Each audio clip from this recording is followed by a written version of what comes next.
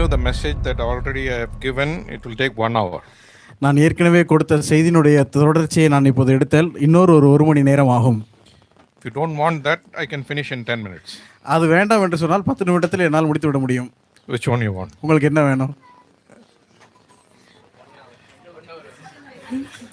Decision making is difficult. Okay. I'll come another time and I'll finish that. What is the conclusion?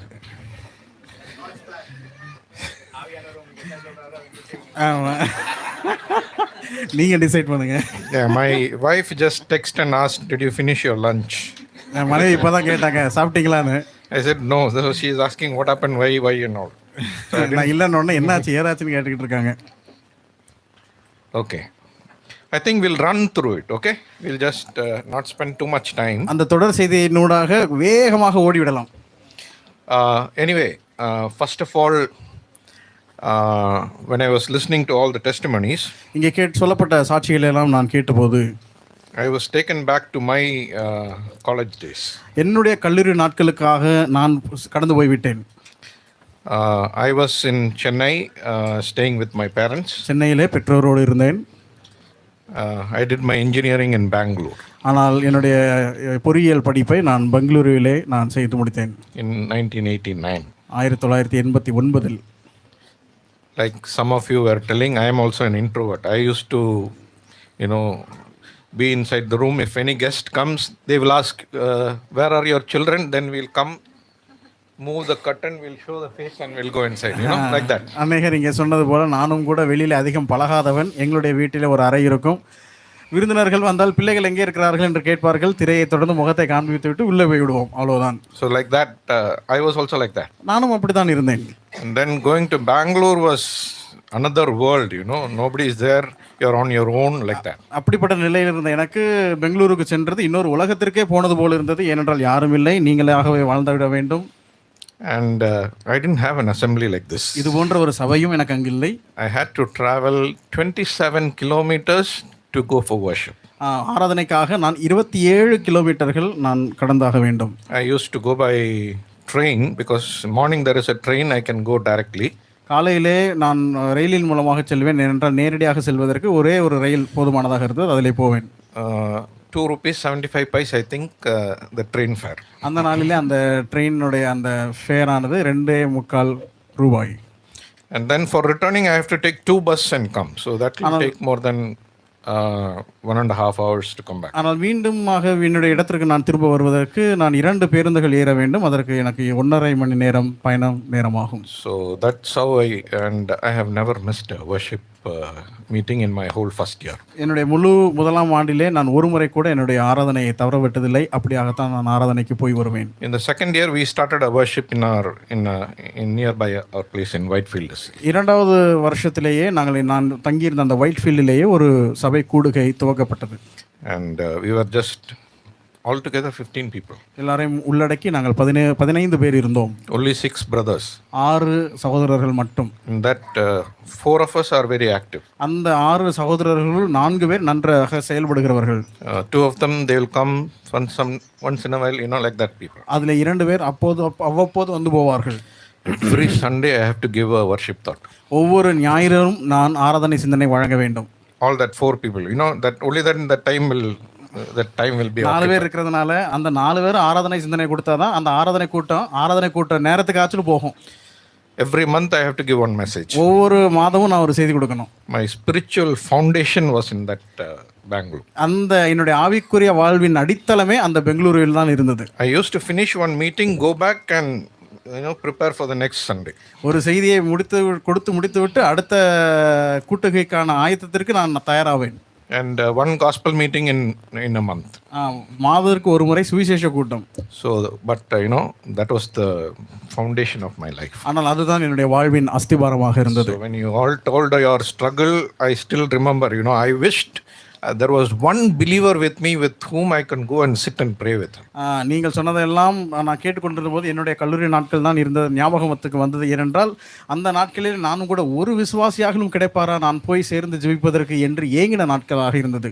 And but God, because of that, God has blessed me so much. So what you do now in your life, college life, is very, very, very important. அன்றைய நாட்களிலே நான் கடந்து போன அந்த காரியத்தின் மூலமாக கர்த்தர் இப்பொழுது என்னை நன்றாகவே ஆசீர்வதித்திருக்கிறார். ஆகவே நான் உங்களுக்கு சொல்லக்கூடிய விஷயம், உங்களுடைய கல்லூரி நாட்களில் நீங்கள் எவைகளை செய்கிறீர்களோ அது மிக மிக முக்கியமானவை. Now we are going to see, suppose you make one decision.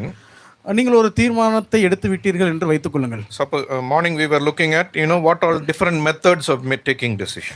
காலை நேரத்திலே தீர்மானங்களை எடுப்பதற்கு என்னென்ன வழிமுறைகள் உள்ளன என்பதை நாம் சிந்தித்தோம். Now we are going to look at, suppose you take a decision, whether it is right or no or wrong, how do you know that? ஒரு தீர்மானத்தை எடுத்து விட்டீர்கள் என்று வைத்துக் கொள்ளுங்கள். அந்த தீர்மானம் சரியான தீர்மானம் தானா அல்லது தவறானதா என்பதை எப்படி அறிந்து கொள்வது? There are 8 tests for that.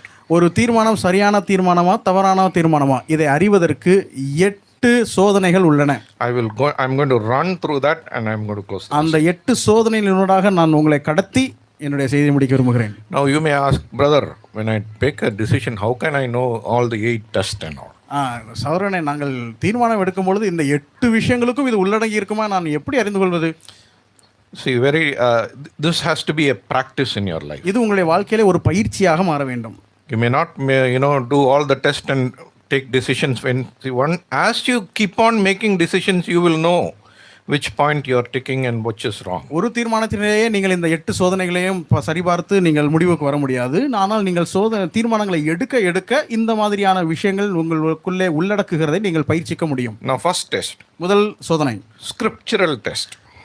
வேதாகம சோதனை. Has God already spoken about this? இதை குறித்து தேவன் ஏற்கனவே பேசி இருக்கிறாரா?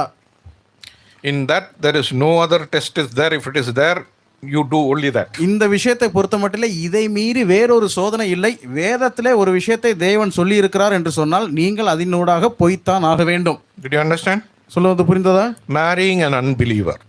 அவிசுவாசியை விவாகம் செய்வது. You don't need to go and ask the elder or the evangelist in the church. அதை குறித்தெல்லாம் நீங்கள் ஊழியரிடத்திலேயோ மூப்பரிடத்திலோ எல்லாம் கேட்க வேண்டிய அவசியமே இல்லை. I'm not telling don't go and ask. You understand, right? அதுக்காக நீங்க Why did I say that? ஏன் அதை நான் சொல்றேன்? It's already there. வேதத்தில் தெளிவா சொல்லப்பட்டாயிற்று. Very clear. மிக தெளிவாக. Clear instruction is given in that. Follow only that. வேதத்திலே தெளிவாக ஒரு கட்டளை கொடுக்கப்பட்டு விட்டதா, அதை கவனமாக பின்பற்றுங்கள். You don't need to put a question, write it and put it in the youth camp and all. Nothing is needed for that. அதுக்காக நீங்க ஒரு கேள்விலாம் எழுதி யூத் கேம்ப்ல பாக்ஸ்ல எல்லாம் போட வேண்டிய அவசியமே இல்லை. It's very clear. மிக தெளிவு. So if it is anything that is very clearly given in the scriptural test, it has to be followed. வேதத்திலே தெளிவாக ஒரு விஷயம் சொல்லப்பட்டு விட்டதா, முதல் சோதனை வேதத்தில் இருக்கிறதா என்கிற சோதனை அதில் இருக்குமானால் அதிலே நீங்கள் சரியாக நடக்க வேண்டும் என்ற தீர்மானத்தை எடுக்க வேண்டும். Second test. இரண்டாவது சோதனை. This is called a secrecy test. இது ரகசிய சோதனை என்று அழைக்கப்படுகிறது. Suppose you make a decision. ஒரு தீர்மானத்தை எடுக்கிறீர்கள். Suppose others will come to know about this. மற்றவர்கள் ஒருவேளை இதை குறித்து அறிய வரும் பொழுது will it bother them? அது அவர்களை பாதிக்குமா? Did you understand? நான் சொல்ற புரியுதா? The secrecy test is, ரகசிய சோதனை என்னவென்றால், after I see you have some nobody knows the situation, you have to take a decision on your own. உங்களுக்கு உங்களுடைய சூழலை குறித்து வேறு எவருக்கும் எதுவும் தெரியாது. நீங்களாகத்தான் உங்களுடைய சூழ்நிலையிலே நீங்கள் தீர்மானிக்க வேண்டும்.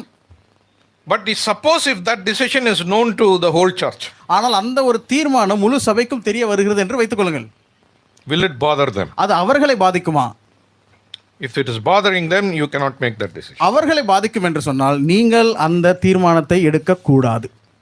Once a person who was caught in a great sin, he said like this. ஒரு பெரிய பாவத்திலே மாட்டிக்கொண்ட ஒரு மனிதர் கண்டுபிடிக்கப்பட்ட ஒரு மனிதர் இப்படி சொன்னார்.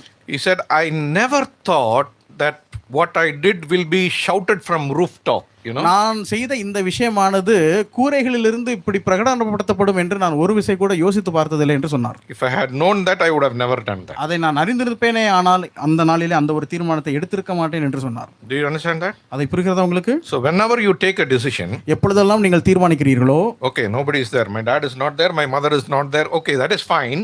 யாரும் இல்லை, அப்பா இல்லை, அம்மா இல்லை, அது correct.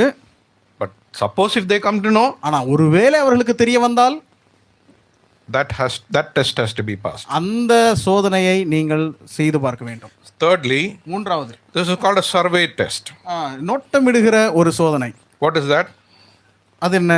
Suppose you take a decision. ஒரு தீர்மானத்தை எடுக்கிறீர்கள். Is it a decision that is an example for others to follow? நீங்கள் எடுக்கிற தீர்மானம் மற்றவர்கள் பின்பற்றுவதற்கு ஒரு எடுத்துக்காட்டான தீர்மானம் தானா? If you turn to 1 Timothy chapter 4 1 தீமோத்தேயு 4க்கு நீங்கள் திருப்பி கொண்டால் and read verse 12, அதனுடைய 12வது வசனத்தை வாசிக்கலாம். 1 தீமோத்தேயு 4:12. உன் இளமையை குறித்து ஒருவனும் உன்னை அசட்டை பண்ணாதபடிக்கு நீ வார்த்தையிலும் நடக்கையிலும் அன்பிலும் ஆவியிலும் விசுவாசத்திலும் கற்பிலும் விசுவாசிகளுக்கு மாதிரியாயிரு. you have to be an example. நீங்கள் மாதிரியாக இருக்க வேண்டும். Young people, இளைஞர்கள், right? That is the verse Paul is giving to Timothy. அந்த ஒரு வசனத்தை தான் பவுல் தீமோத்தேயுக்கு சொல்லுகிறார். So whatever decision you make, நீங்கள் எடுக்கிற எந்த ஒரு தீர்மானமானாலும் maybe nobody knows, ஒருவேளை எவருக்கும் தெரியாமல் இருக்கலாம். but is it an example that everybody can follow? ஆனால் எல்லாரும் பின்பற்றத்தக்கதான ஒரு எடுத்துக்காட்டான தீர்மானம் தானா? If it is not, அப்படி இல்லாவிட்டால் don't do it. அந்த தீர்மானத்தை எடுக்க வேண்டாம். That is a secrecy test, அதுதான் a survey test. அதுதான் சர்வே டெஸ்ட் அல்லது சுற்று நோட்டமிட்டு தீர்மானிக்கிற ஒரு சோதனை. Fourth is the spiritual test. 4வது ஆவிக்குரிய சோதனை.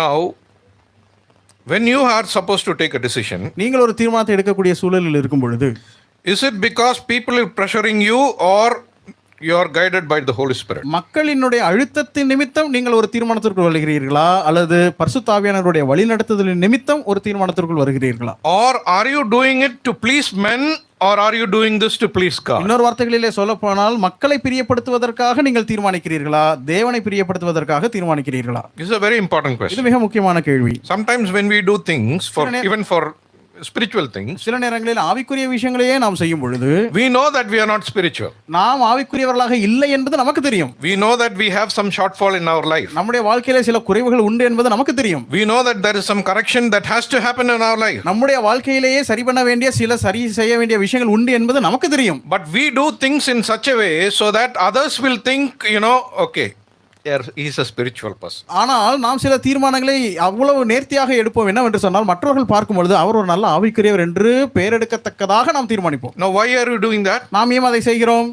Are you doing it to get approval from God or approval from man? தேவனுடைய மதிப்பை பெறுவதற்காக நாம் அதை செய்கிறோமா, அல்லது மக்களினுடைய நன்மதிப்பை பெறுவதற்காக அதை செய்கிறோமா? When Paul said, he said in Galatians chapter 1 and verse 10, Pavul சொல்லும் பொழுது கலாத்தியர் 1:10 இப்படியாக சொல்லுகிறார், இப்பொழுது நான் மனுஷரையா தேவனையா யாரை நாடி போதிக்கிறேன்? மனுஷரையா பிரியப்படுத்த பார்க்கிறேன்? நான் இன்னும் மனுஷரை பிரியப்படுத்துகிறவனாய் இருந்தால் நான் கிறிஸ்துவின் ஊழியக்காரன் அல்லவே. this is very, very important. இது மிக மிக முக்கியம். Why are you doing this? ஏன் இதை செய்கிறீர்கள்? What is your motive? உங்களுடைய செய்வதனுடைய செயலுக்கு பின்னால் இருக்கக்கூடிய நோக்கம் என்ன? Are you doing this so that people will tell you are good, or you want God to tell you are good? நீங்கள் நல்லவர் என்று மக்கள் சொல்வதற்காக இதை செய்கிறீர்களா, அல்லது தேவன் நீங்கள் நல்லவர் என்று சொல்வதற்காக இதை செய்கிறீர்களா? Many times this is a trap that Satan will pull you into. அநேக நேரங்களிலே உங்களை இழுத்துக் கொள்வதற்காக சத்துரு விரிக்கிற வலை இது. You have to be very careful. நாம் மிக ஜாக்கிரதையாக இருக்க வேண்டும். Is God pleased with my life? என்னுடைய வாழ்க்கையின் நிமித்தம் தேவன் பிரியப்படுகிறார்? Or is the assembly satisfied with my life? அல்லது என்னுடைய சபை என்னுடைய வாழ்க்கையை பார்த்து திருப்திப்படுகிறதா? Or there are so many things that you're all studying in college and schools. நீங்கள் எல்லாரும் பள்ளிக்கூடங்களிலேயும் கல்லூரிகளிலேயும் படித்துக் கொண்டிருக்கிறீர்கள். And you have test and you are being evaluated also.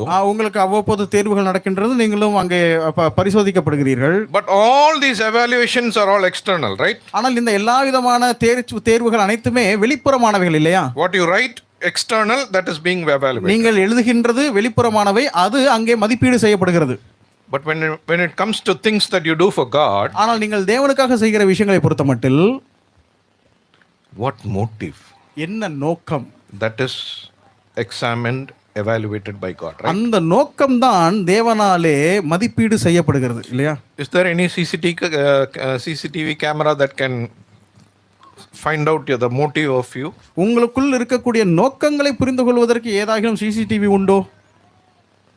Right? Nobody can understand. யாரும் அதை புரிந்து கொள்ள முடியாது. Only you know. உங்களுக்கு தான் தெரியும். God knows. கர்த்தருக்கு தெரியும். That is a very deep place where you be truthful to yourself and truthful to God. நீங்கள் உங்களுக்காகவே உண்மையாக இருப்பதற்கும் தேவனுக்கு உண்மையாக இருப்பதற்கும் மிக ஆழமான ஒரு இடம்தான் அந்த ஒரு இடம். Is God pleased with this? உங்களுடைய இந்த செயலிலே தேவன் பிரியப்படுகிறாரா? Or am I doing this to please man? அல்லது நான் மக்களை பிரியப்படுத்துவதற்காக இதை செய்கிறேனா? So that is a spiritual test. அது ஆவிக்குரிய சோதனை. Fifthly, ஐந்தாவதாக stumbling test. இடையூறு சோதனை. When I do this, நான் இதை செய்தால் will anybody be stumbled when they know about this? இதை குறித்து மக்கள் அறியப்படும் பொழுது அவர்கள் ஒருவேளை இடறுவார்களோ? In Romans chapter 14 and verse 21, ரோமர் 14:21 இப்படியாக வாசிக்கின்றோம். மாம்சம் புசிக்கிறதும் மதுபானம் பண்ணுகிறதும் மற்றதையாகிலும் செய்கிறதும் உன் சகோதரன் இடறுகிறதற்காவது தவறுகிறதற்காவது பலவீனப்படுவதற்காவது ஏதுவாயிருந்தால் அவைகளில் ஒன்றையும் செய்யாமல் இருப்பதே நன்மையாயிருக்கும். Did you get that? அதை நீங்கள் புரிந்தீர்களா? If a brother is getting stumbled, don't do it, right? That is what he's saying. ஒரு சகோதரன் இடறுவாரே ஆனால் நீங்கள் அதை செய்யாதிருங்கள். அதை தான் சொல்கிறார். There you cannot go and ask a question, what if I do, why he has to look. That is not the question. நான் செய்வதனால என்ன, அவருக்கு ஏன் இதனால இடையூறு, அந்த மாதிரியான கேள்விகள் எல்லாம் அங்க இடம் இல்லை. If a brother can get stumbled, don't do it. ஒரு சகோதரன் இடறுவாரே ஆனால் அதை செய்யாதிருங்கள். Even if it is a simple act of eating and drinking. அது ஒரு சாதாரணமாக புசிக்கின்ற குடிக்கின்ற ஒரு எளிமையான செயலாக கூட இருக்கட்டும். This is where you have to be very careful. அங்கேதான் மிக ஜாக்கிரதையா இருக்க வேண்டும். Especially when God is placing you among unbelievers also. குறிப்பாக உங்களை ஆண்டவர் அவிசுவாசிகளின் மத்தியிலே வைக்கும் பொழுது we have to be very careful in doing things so that anything that you do will not stumble anybody. நாம் செய்கின்ற காரியங்களிலே மிக ஜாக்கிரதையா இருக்க வேண்டும். ஏனென்றால் எந்த ஒரு விஷயத்தினாலும் எவரும் இடையூறாக கூடாது. Sixthly, ஆறாவதாக it's called a serenity test, which means when you take a decision, is God's peace there in your heart? ஆறாவது சோதனை என்று சொல்லும் பொழுது அது அமைதி சோதனை என்று அழைக்கப்படுகிறது. நீங்கள் ஒரு தீர்மானத்தை எடுக்கும் பொழுது அந்த தீர்மானத்தில் ஒரு அமைதி உங்களுக்கு நிலவுகிறதா? If there is too much of anxiousness and doubts, you know for sure that is not what you should be doing. அதிகமான கவலைகளோ அல்லது அதிகமான சந்தேகங்களோ இருக்குமே ஆனால் அந்த தீர்மானத்திலே நீங்கள் முன்னேறக்கூடாது என்பது அதனுடைய அர்த்தம். See in Philippians chapter 4, பிலிப்பியர் 4 look at verse 6 and 7. அதனுடைய 6-7 வசனங்களை கொஞ்சம் பாருங்கள். நீங்கள் ஒன்றுக்கும் கவலைப்படாமல் எல்லாவற்றையும் குறித்து உங்கள் விண்ணப்பங்களை ஸ்தோத்திரத்தோட கூடிய ஜெபத்தினாலும் வேண்டுதலினாலும் தேவனுக்கு தெரியப்படுத்துங்கள். அப்பொழுது எல்லா புத்திக்கும் மேலான தேவ சமாதானம் உங்கள் இருதயங்களையும் உங்கள் சிந்தைகளையும் கிறிஸ்து இயேசுவுக்குள்ளாக காத்துக்கொள்ளும். See, when you are in difficult situations, நீங்கள் கடினமான சூழலினூடாக இருக்கும் பொழுது the Lord is saying, don't be careful for nothing. ஆண்டவர் நீங்கள் ஒன்றை குறித்து கவலைப்படாதீர்கள் என்று ஆண்டவர் சொல்கிறார். You take it in prayer and supplication to God. நீங்கள் அதை தேவனுக்கு ஜெபத்தினாலும் வேண்டுதலினாலும் தெரியப்படுத்தி விடுங்கள். And then what happens? அதுக்கப்புறம் என்ன நடக்கும்? Peace of God comes in your heart. தேவ சமாதானம் உங்களுடைய இருதயத்துக்குள்ளாக வரும். When you take a spiritual or a godly decision, நீங்கள் ஒரு ஆவிக்குரிய அல்லது தேவனுக்கு அடுத்த ஒரு தீர்மானத்தை எடுக்கும் பொழுது God's peace will rest in your heart. தேவ சமாதானம் உங்களுடைய இருதயங்களிலே வசிக்கும். If there is doubts and confusions in that, stop there. Don't do it. உங்களுடைய தீர்மானங்களில் அதிகப்படியான சந்தேகங்களும் அதிகப்படியான குழப்பங்களும் இருக்குமே ஆனால் அதை அப்படியே நிறுத்தி விடுங்கள், முன்னேறாதிருங்கள். Because when you go forward and do it and then that is going to be a failure. நீங்கள் முன்னேறி அதை செய்ய முயற்சிக்கும் பொழுது அது தோல்வியாக மாறும். If you are a real child of God, நீங்கள் ஒரு மெய்யான தேவனுடைய பிள்ளையாக இருப்பீர்களே ஆனால் when you do it right, the peace of God will be inside. நீங்கள் சரியான தீர்மானங்கள் எடுக்கும் பொழுது தேவ சமாதானம் உங்களுடைய இருதயங்களிலே வாசம் பண்ணும். Seventhly, ஏழாவதாக sanctification test. பரிசுத்த சோதனை. Will this keep me from growing in the character of Christ? நான் எடுக்கக்கூடிய தீர்மானம் தேவனுடைய குணாதிசயத்திலே நான் வளருவதிலிருந்து என்னை தடுக்குமா? There are many things that you do. What is our goal in life? நம்முடைய வாழ்க்கையினுடைய லட்சியம் என்ன? to become in the image of Christ, right? கிறிஸ்துவினுடைய சாயலுக்கு ஒப்பாக வேண்டும் இல்லையா? And we have to keep on going forward in that. அதிலே நாம் முன்னேற வேண்டும். If there is something that is hindering in that relationship, அந்த ஒரு முன்னேற்றத்திற்கு ஏதாகிலும் ஒன்று தடையாக இருக்குமேயானால், in my character, என்னுடைய குணாதிசயத்திலானாலும், many people are telling, I get angry, I have this problem and all. Why? This is where we are not conforming to the image of Christ. என்னை பொறுத்த மட்டும் நிறைய பேர் இவர் ரொம்ப கோவப்படுவார் என்றெல்லாம் சொல்கிறார். இல்ல இங்கெல்லாம் கேட்டீங்களா? சாரி. அப்படி கோவப்படுறாங்க சொல்லும் பொழுது, very good, okay. I also get angry. அது நீங்களா அவங்களா confuse. Okay, yeah. Both of us, we all get angry. அப்படி சொல்லும் பொழுது we all get angry. நமக்கு கோபம் வரும். Okay. But we have to draw a line where and where not to do it. அவைகளை எங்கே கோபப்பட வேண்டும், வெளிப்படுத்த வேண்டும், எங்கே வெளிப்படுத்தக்கூடாது என்கிற அந்த எல்லை கோட்டை நாம் வரைந்தாக வேண்டும். And it has to be in a way that your testimony is not spoiled. உங்களுடைய சாட்சி எந்த விதத்திலும் கெடுத்து விடாதபடிக்கு நீங்கள் சரியான தீர்மானங்களை எடுத்துக்கொள்ள வேண்டும். Because you are reflecting Christ. ஏனென்றால் நீங்கள் கிறிஸ்துவை பிரதிபலிக்கிறீர்கள். And you are supposed to be the carriers of the gospel. நீங்கள் சுவிசேஷத்தை சுமக்கிறவர்களாக இருக்க வேண்டும். And if you get angry in a way and then you go and take the gospel, he is not going to. நீங்கள் கோபப்பட்டவர்களாக நீங்கள் சுவிசேஷத்தை சுமந்து சென்றால் அவர்கள் அதை ஏற்றுக்கொள்ள மாட்டார்கள். So the sanctification test is very important. ஆகவே பரிசுத்த சோதனை என்பது மிக முக்கியம். In 2 Corinthians chapter 3, 2 கொரிந்தியர் 3வது அதிகாரத்தில், and read verse 18.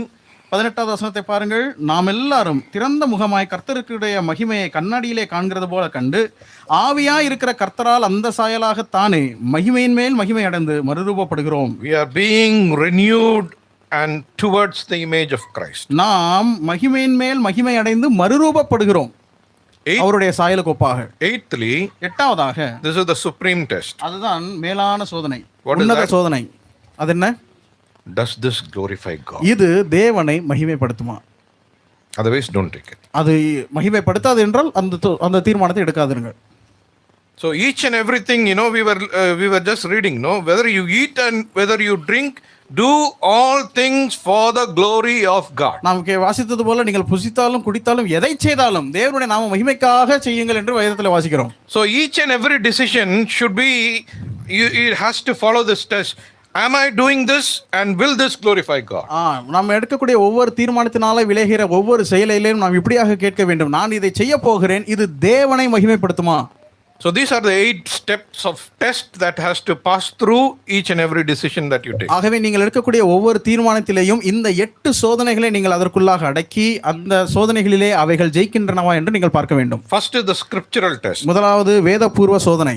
Is it already recorded and given clearly about your action? வேதத்திலே அதை குறித்து மிக தெளிவாக எழுதப்பட்டுள்ளதா?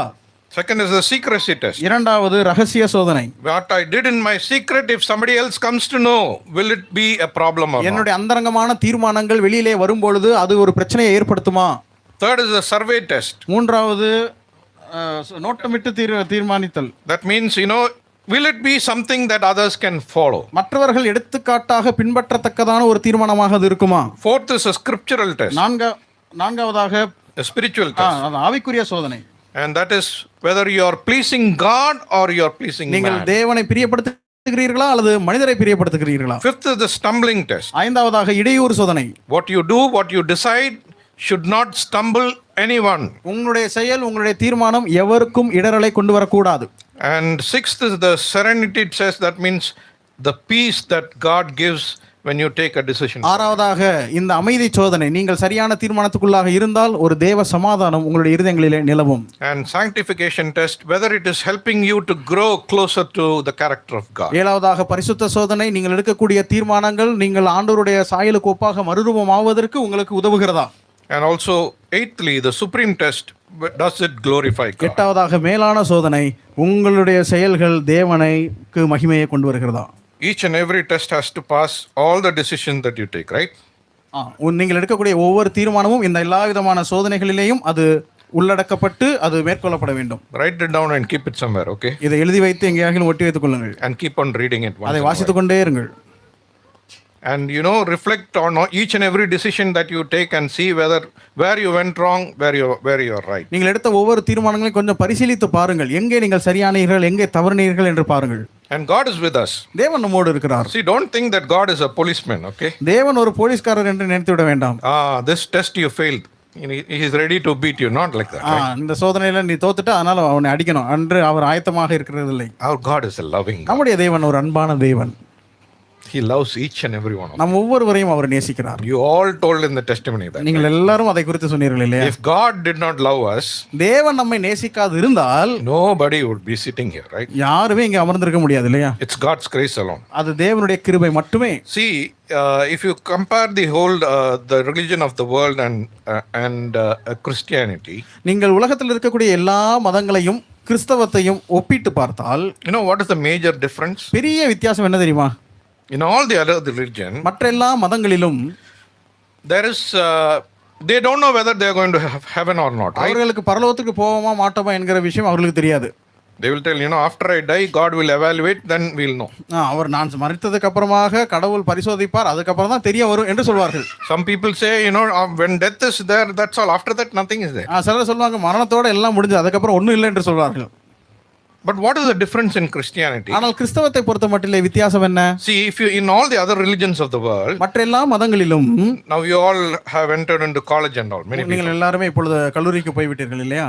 See, when you want to enter into the college, நீங்கள் கல்லூரிக்குள் நுழைய வேண்டும் என்று சொன்னால் there is an entrance exam. அங்கே ஒரு நுழைவு தேர்வு உண்டு. If you do well in the entrance exam, you get entrance into the college. நீங்கள் நுழைவு தேர்வில் நன்றாக எழுதி தேர்ச்சி பெற்றால் நீங்கள் அதற்குள்ளே நுழையலாம். Does that mean you get the degree? அது நிமித்தம் உங்களுக்கு பட்டம் கிடைத்துவிடும் என்று உறுதியா? No. இல்லை. What you should do? பட்டம் கிடைக்க வேண்டும் என்றால் என்ன செய்ய வேண்டும்? Final exam you have to pass. இறுதி தேர்விலே நீங்கள் ஜெயிக்க வேண்டும். Did you understand? புரிந்ததா? You need an entrance exam. உங்களுக்கு ஒரு நுழைவு தேர்வு தேவை. And you need a final exam. உங்களுக்கு ஒரு இறுதி தேர்வும் தேவை.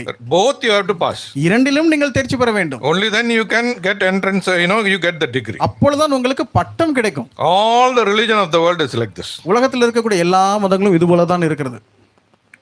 Entry is there and exit also. In both places there is test. அங்கே நுழைவிலேயும் ஒரு தேர்வு உண்டு, இறுதியிலேயும் ஒரு தேர்வு உண்டு. Whether you are going to be a man or any other animal, right? What birth you are going to take, you don't know. No, that is only entrance. நீங்கள் மற்ற மதங்களின்படி நீங்கள் அடுத்த ஒரு ஜென்மம் எடுத்து ஒரு மனிதனாகவோ மிருகமாகவோ என்று சொல்றார்கள் என்று அவர்கள் வைத்துக் கொள்ளுங்கள்.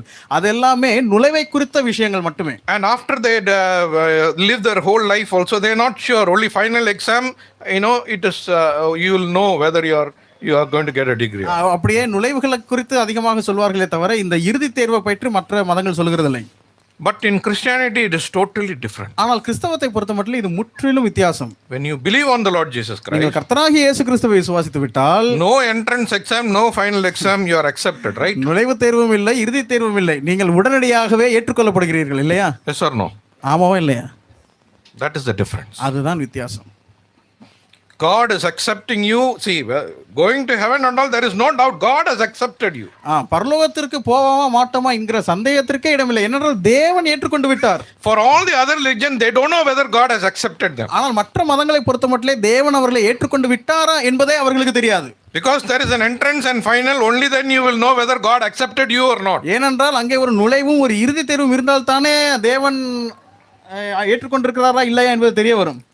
For you and me, ஆனால் உங்களை பொறுத்த மட்டிலே God accepted us on the day when we confessed our sin and believed on Him. We are accepted by God. என்றைக்கு பாவங்களை அறிக்கை செய்து தேவனை நாம் விசுவாசித்தோமோ அந்த நாளில் தானே தேவன் நம்மை ஏற்றுக்கொண்டு விட்டார். Acceptance in the beginning itself. துவக்கத்திலேயே அங்கே ஏற்றுக்கொள்ளப்படுதல் வந்துவிட்டது. What a privilege we have. என்ன ஒரு ஸ்லாக்கியம் இது. See, we are not doing things to get acceptance from God. தேவனிடத்திலிருந்து ஏற்றுக்கொள்ளப்படுவதற்காக காரியங்களை செய்வதில்லை. Because we are accepted, we love Him, we are doing things for God. ஏற்றுக்கொள்ளப்பட்டதினாலே அவரை நேசித்து இப்பொழுது அவருக்காக கிரியைகளை செய்கிறோம். That is the difference. அதுதான் வித்தியாசம். We are in a relationship with Him. நாம் அவரோடு கூட ஒரு உறவில் இருக்கிறோம். Right? இல்லையா? See, suppose when you get married, நீங்கள் உங்களுக்கு திருமணம் ஆனாலும் கூட, imagine you are going to get married. உங்களுக்கு திருமணமாக போகிறது என்று நீங்கள் கற்பனை செய்யுங்கள். Okay, there is one girl and you are the boy. ஒரு பெண் இருக்கிறார், நீங்கள் தான் மணமகன். So you are going to set some conditions now. நீங்கள் இப்பொழுது சில நிபந்தனைகளை விதிக்கிறீர்கள். I will accept you as a wife. நான் உன்னை என்னுடைய மனைவியாக ஏற்றுக்கொள்வேன். If you follow all these things for the first 2 years. இந்த முதல் 2 வருடங்களிலே இந்த விஷயங்களை எல்லாம் நீ கைக்கொண்டால். Till then you can live with me, அது வரைக்கும் நீ என் கூட வந்து வாழலாம், but I will not accept you as wife. ஆனால் உன்னை நான் மனைவியாக ஏற்றுக்கொள்ள மாட்டேன். Will anybody accept? இப்படி ஒருத்தர் ப்ரொபோசல் கொடுத்தா நீங்க யாராச்சும் ஏற்றுக்கொள்வீர்களா? But huh? Okay. But what we do, ஆனா நாம என்ன செய்றோம்? we don't know who's this girl, நமக்கு இந்த பெண் யாருன்னே தெரியாது. right? We know only few things. அந்த பெண்ணை குறித்து சில விஷயங்கள் தான் தெரியும் நம்முடைய திருமண வாழ்க்கையில. But on the first day, ஆனால் முதல் நாளிலேயே we say, I take you as my wife. உன்னை என்னுடைய மனைவியாக ஏற்றுக்கொள்கிறேன். You accept her. நீ அவளை ஏற்றுக்கொள்கிறாய். What she's going, whether she knows cooking or not, or that, this, what is her character, nothing we know. அந்த பெண்ணுக்கு சமைக்க தெரியுமா தெரியாதா, அந்த பெண்ணினுடைய குணாதிசயம் என்ன ஒன்றும் தெரியாது. We accept her as wife. ஆனால் அவளை மனைவியாக ஏற்றுக்கொள்கிறோம். She also accepts you as husband. அவள் நம்மை புருஷனாக ஏற்றுக்கொள்கிறாள். God does the same thing. தேவன் அதைத்தான் செய்கிறார் இல்லையா? In the beginning itself, he is accepting you. துவக்கத்திலேயே நம்மை ஏற்றுக்கொண்டு விட்டார். See, your wife is not cooking or doing things for you so that she will become your wife. No, right? உங்களுடைய மனைவி உங்களுக்கு சமைப்பதோ மற்ற வேலைகளே செய்வதோ உங்களுடைய மனைவியாக வேண்டும் என்பதற்காக அல்ல. She is already your wife. அவர்கள் மனைவியாக இருக்கிறபடினாலே, She is doing it for me because she is my wife. என்னுடைய மனைவியாக அவள் இருக்கிறபடினாலே எனக்கான எல்லா விஷயங்களையும் அவள் செய்கிறாள். I do for my wife because I love her because she is my wife. நான் என்னுடைய மனைவிக்காக அனைத்தையும் செய்கிறேன் என்றால் நான் அவளை நேசிக்கிறேன், காரணம் அவள் என்னுடைய மனைவியாக இருக்கிறாள். But people of this world, ஆனால் இந்த உலகத்தின் மக்கள், they don't want such a kind of relationship. அப்படிப்பட்ட உறவு அவர்களுக்கு தேவையில்லை. In marriage they want it like that. திருமணத்தில் இதெல்லாம் அவர்களுக்கு தேவைதான். But with God, ஆனால் தேவனை பொறுத்த மட்டும் I want to do something and God should accept me. That is the mentality. நான் ஏதாகிலும் கிரியை செய்து தேவனால் ஏற்றுக்கொள்ளப்பட வேண்டும் என்ற ஒரு மனரீதியில் தான் மக்கள் இருக்கிறார்கள். But what is God giving? ஆனால் கர்த்தர் என்ன கொடுக்கிறார்? I am accepting. நான் உன்னை ஏற்றுக்கொள்கிறேன். In the beginning itself. துவக்கத்திலேயே You believe in me. நீ என்னை விசுவாசி. That's all. அவ்வளவுதான். But people don't want. ஆனால் மக்களுக்கு அது தேவையில்லை. But that is the difference between all the other religions of the world. மற்ற மதங்களுக்கும் கிறிஸ்தவத்துக்கும் இருக்கக்கூடிய மிகப்பெரிய வித்தியாசம் இதுதான். That's why Paul said, by grace you have been saved. That's a gift of Pavul God. சொல்லுகிறார், கிருபையினாலே ரட்சிக்கப்பட்டீர்கள். We are all privileged. நாம் அனைவரும் ஸ்லாக்கியம் பெற்றோர். God is with us. கர்த்தர் நம்மோடு இருக்கிறார். He has accepted us. நம்மை ஏற்றுக்கொண்டு விட்டார். We are his children. நாம் அவருடைய பிள்ளைகளாய் இருக்கிறோம். We love him. நாம் அவரை நேசிக்கிறோம். And whatever we do, நாம் எதை செய்தாலும் we have to do it so that we pleasing to him. நாம் அது அவருக்கு பிரியமாக இருக்கத்தக்கதாக அதை செய்ய வேண்டும். And we reflect his character. நாம் அவருடைய குணாதிசயங்களை பிரதிபலிக்கிறோம். I took a little extra time, sorry. கொஞ்சம் அதிக நேரம் எடுத்துவிட்டேன், மன்னிக்க வேண்டும். But I hope that this will be a lesson for you that you can take in your life. உங்களுடைய வாழ்க்கையிலே நீங்கள் கற்றுக்கொள்ளத்தக்கதாக ஒரு பாடமாக இது இருக்கும் என்று நான் நம்புகிறேன். I really enjoyed all the things that you did. நீங்கள் செய்த அனைத்து விஷயங்களையும் நான் நன்றாக அனுபவித்தேன். And all the songs also I really loved it. எல்லா பாடல்களையும் நான் நன்றாக விரும்பினேன், நேசித்தேன். I was thinking you're going into the second stanza, but then suddenly you went into some other song. இரண்டாவது சரணத்துக்கு போவீர்கள் என்று பார்த்தேன், ஆனால் வேறு ஒரு பாடலுக்கு சென்று விட்டீர்கள். I don't know how many of you know I love music. எனக்கு நன்றாக இசை பிடிக்கும், உங்களுக்கு அனைவருக்கு தெரியாமல் இருக்கலாம். But I really enjoyed. And I'm very thankful to God that God brought me here. Listening to all your testimonies, I really thank God for everything. என்னை இங்கே ஆண்டவர் கொண்டு வந்ததற்காக நான் ஆண்டவருக்கு நன்றி செலுத்துகிறேன். உங்கள் எல்லாருடைய சாட்சியை கேட்டேன், அதற்காக நான் ஆண்டவருக்கு நன்றி செலுத்துகிறேன். Be there. Be there and stand for God. ஆண்டவருக்காக நில்லுங்கள். There will be challenges. சவால்கள் இருக்கும். But God is there with us. ஆனால் கர்த்தர் நம்மோடு இருக்கிறார். In the midst of storm, He is there. புயல்களின் நடுவிலும் தேவன் நம்மளோடு இருக்கிறார். He'll take you to the next level. அவர் உங்களை அடுத்த கட்டத்திற்கு கொண்டு செல்வார். And may God help you when you take decisions. நீங்கள் தீர்மானம் எடுக்கும் பொழுது தேவன் உங்களுக்கு சகாயம் பண்ணுவாராக. God bless each and every one. கர்த்தர் உங்கள் ஒவ்வொருவரையும் ஆசீர்வதிப்பாராக. May God's name be glorified. அவருடைய நாமம் மகிமைப்படுவதாக. ஆமென்.